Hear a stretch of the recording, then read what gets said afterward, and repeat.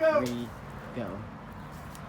Hello, sewing machine and sewing enthusiasts. My name is Jenise Davis, and I am here to tell you a little bit about my great-grandmother and her collection of sewing machines. So these past 3 weeks, I have had the incredible opportunity of setting up a sale to represent my great-grandmother's estate. She has an enormous collection of sewing machines, and just before a couple of days ago when we sold out all of her fabric and other materials, she just had a plethora of fabric, zippers, buttons, and all sorts of things you could just dream and think of. So right now we are left with, I believe, 1, 2, 3, 4, 5, 6, 7, 8, 9, 10 incredible machines that need a good home. And here they are, and they are looking for you. So let me tell you a little bit about them. All right, so first we have the Wilcox & Singer single needle. She could be about 80 years old. I think that there's a patent on here for 1920. You have this single needle Singer here, and this is actually identical to my great-grandmother's machine that she's used all of my life, and I am 32, so we know that there's at least 30 years on that.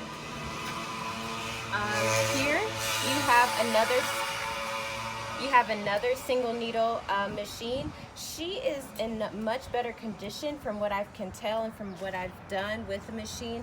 The wheel turns just fine, needle drops just fine, and doesn't look as if anything is locked up. We've looked over her and also opened the face and looked at the mechanics inside, and it looks pretty well. This machine, however, just requires a new clutch motor, and from what we estimate, it'll be about $100 to have the motor replaced, but the machine itself is in great condition. This is another Singer single needle. This one is on a vintage tabletop with iron adornments, and you can kind of see the Singer insignia here, and iron and wood tabletop, which itself is great and I think would be a great add to anybody's house and home. So we are not able to say much about this machine. The wheel much tighter. The belt did not move when I turned it on, but the motor did vibrate. So there could be some things going on here that I'm not necessarily aware of, just because I am not a mechanic. But I do know that she turns on just fine. Belt does not move, and it's a little tighter here. Okay, so that is the antique Singer. Do you have any questions? Yes, I do, Jenise. We have a machine that has a commercial plug or international plug. Can you tell us which one of those machines? I can show you, yes. Thank So this machine here, that is identical to my grandmother's, would plug into an industrial plug, this one, and I wanted to try this one out to see how well it was working. However, the switch right here is missing its face. I don't know if you can see that in the camera. Right in there. So that needs some electrical work, and it needs a new switch. So this machine I was not able to turn on, and this machine right here I was not able to turn on. However, based on just the basic mechanics of the machine itself, it looks like it's in sufficient condition. I can't say anything about this one. Can you tell us about the pocket press? Yes. So this is an old-fashioned pocket press, and what this would do, my great-grandmother would use this when she was making men's shirts. If you zoom out, you can kind of take a look at my shirt, and you see how there's this pocket here, and generally in men's dress shirts there's a really nice size pocket here. Also on the back of jeans there's a good size pocket, and before you stitch it you can press it here on this press, and then you take it off and you stitch it. So that's what she used to use. Thank you. We have a couple of antique machines, vintage machines that we don't believe are working. Can you tell us a little bit about those if you know anything? I unfortunately don't know anything about them. As much as I've learned from great-grandmommy talking to me about the machines, these were the least talked about. So she hasn't told me about these other than their model and their type, and we just know that they are Wilcox and Gibbs, and they are single needle except for this silver one over here, which I believe is a Singer. right here. Thank you. Yes. Thank you, Jenise. You're We have a couple of machines that have functionality. Can you share that with us? Yeah, so they are called specialized machines. So these machines only do one thing, but they are quite common in the factory if you are just sewing pants, for example, or just sewing shirts. And so what we have is a hemming machine right here. This number goes right under here, and then that's how you pull the pants or the skirt or whatever under, and then you just sew for the hemming. These prices that you see listed here were the prices that we set out for our estate sale, but we are trying to make sure that these machines get to a good home, so those prices are definitely not the same. Thank you. Yes. Does this have a separate manufacturer's name for this type of machine? Oh, are you asking the make and model Yes, of this yes, machine? I know that this is a Japanese-made machine, but I can't tell you anything other than it says right here on the mark that it's a blind stitch Rex. Okay, You thank can see that here. Thank you. Yep. The clutch motor on this hemming, it hums pretty well. However, we were not able to drop the needle on this. You see how tight that is? Okay. So that just means it probably needs some oiling, and it needs, it just needs a technician to probably come and just take a look at it. But it's not, I can tell it's moving, right? So it's not stuck, it's not locked, which is always a good sign. Thank you. You're welcome. This is the second to last machine that we have that is a specialized machine. This one is called an overlock machine, and what we know of this one, and based on the time that I've spent with it, it's probably going to need some oil and just some technical work done to it. This needle won't move at all, and it is locked here completely.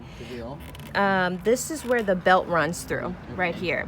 And generally, what I noticed when I read the manual is that there are oil ports here, and then somewhere, I think here, and it doesn't look like it's been serviced in a really long time. And I know just based on my grandmother's her history in the past 30 years, she hasn't used it, so it's at least been that long since it's been serviced, so it just needs a little bit of work. And what we are trying to do is make sure that we find a good home for it, but also find someone that is comfortable doing that work. And obviously we want to make sure that that anybody that's buying these machines knows what condition they're in. So this is the overlock, and the make and model of this is a Kansu model 296. And the machine itself looks like it was made by Pegasus. So if you look up Kansu model 296, you're actually able to find the manual online. They have published all of their manuals online. Okay? Thank you.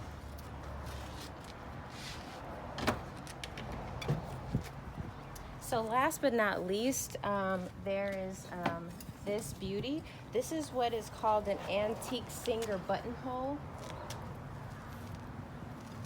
And in her prime and in her best condition, this machine is worth about $5,000, if not more.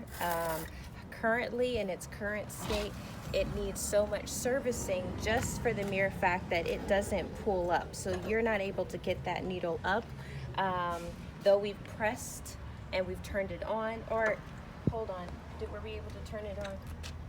We could not turn this one on. So what we tried to do was manually lift that needle, and we couldn't because this also has a commercial plug. A couple of other things that we noticed about this machine is that because it is a buttonhole, it would have come with blades that cut the buttonholes open at different sizes, and we have only been able to find one of those blades, and so those blades need to be replaced. What I've also learned is that we need S hooks that kind of look like this. I don't know if you can see that. Okay. That look like this, so that we can further it. There's some chains that need to be attached so that we can continue to be able to pull up when you press on the lever down, when you press on the floor pedals. Okay. I'm going to just step around this way. All right. Okay. So as far as what is intact, we still have the thread holder. Some of the chains are still here. We have had sewing professionals come and tinker with it and look at it, and their biggest concern was the fact that the needle wouldn't pull up and they couldn't do it manually. I do want to turn your attention to this bucket right down here, and here we've sort of collected through pulling out all of Grandmommy's sewing materials, these various or miscellaneous items that do go to sewing machines, such as like a floor pedal, lamps, feet that actually go to the industrial machines. And so that said, if you are interested in purchasing one of these, there are still miscellaneous items that perhaps you might find in our tools container that possibly go with the machines. I am not a sewing professional, but having spent as much time with Grandmommy as I have these past couple of weeks to help her sell the machines, that is what I've learned about the machines so far. So I hope that we find you, and I hope that you find us. And that is what I know about Grandmommy sewing machines. Thank you so much, Jenise. It's been our Bye. pleasure.